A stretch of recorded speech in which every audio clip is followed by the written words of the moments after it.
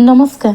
जून 29 तारिख दिन 13 वर्षर marriage anniversary आम मैंने पाली जमीक बारिपदार ठाकुराणी आमर माँ अंबिका दर्शन करूँ। बहुत वर्षा सत्वे कार बाहर करते सांग ही जाते सब परिवार जीवार थिला किंतु कहीं राजी नहेले तेणु आम सांग ही दुज गलु।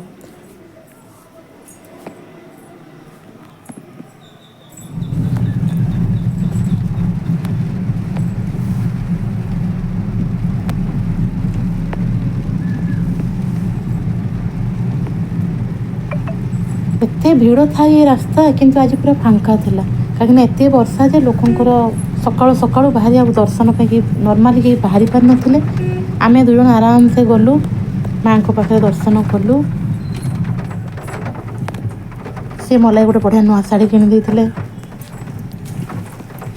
ताको मु पिंधिली एवं ताको पई मु मध्ये गोटे बैनियन किणी देइथिली से भी ताको पिंधिले। माँ को आशीर्वाद रु आमे वर्तमान पर्यंत तो दुख कष्ट सब भितर भी भल से संसार कर प्रार्थना करुचे माँ को पाखे जेतिक दिन बंचा दुज आम सांगरे सुखरे संसार को जो कहती ना तेल ऋण संसार को भल से बीतई पारे।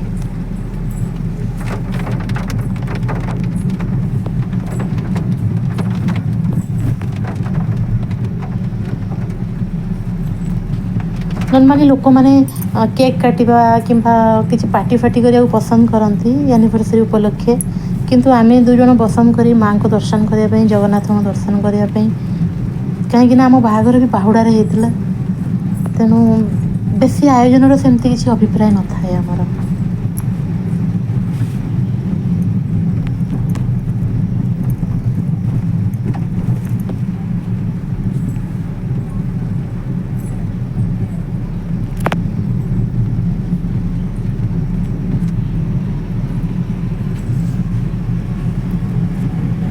दिन बेले माँ को दर्शन पर पुणी बड़भद्र ठाकुर रथ को भी चढ़ीलु।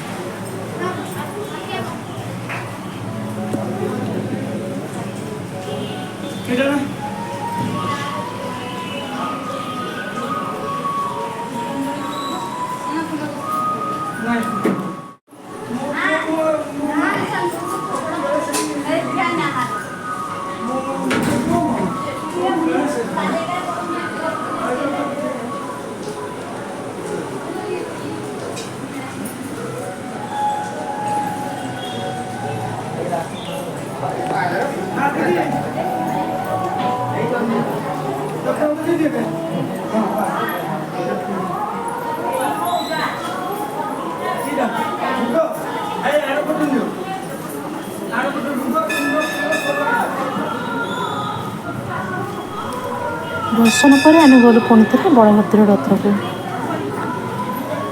कहीं जगन्नाथ पहंडी सरी न जगन्नाथ रथ टणा आरंभ हो नाला पहंडी सरी जाता।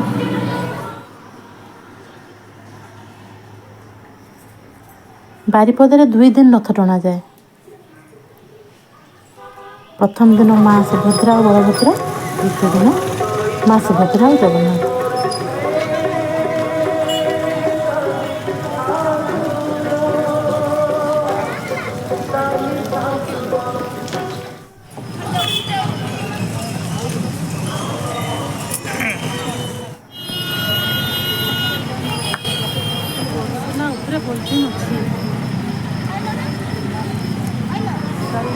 प्रभु को दर्शन खूब सुंदर है। तापर टिके आम मु तो नॉर्मली टिके भोक लगी तो मुझे बाहर गुरुजी आमर गोटे साधा होटेल अच्छे से पूरी तरकारी खाइली। सी खाती नहीं, सी बहुत हेल्थ कर। बस आपण पाखे प्रार्थना बापा माँ को बापा माँ पाखे ये प्रार्थना भगवान कृपारू बापा माँ आशीर्वाद आम समस्त भल दिन काटी पारू, सुख दुख शांति संसार बीतई पारू एवं आपण मान भल पाइबा सबुदिन आम प्रति एमती रही था। जदि भगवान चाहते हुए तो आम समाज भी किसी करने हुए तो सक्षम हो पारू। जी केवल कामना एवं आपण मान आशीर्वाद लोड़ा। धन्यवाद।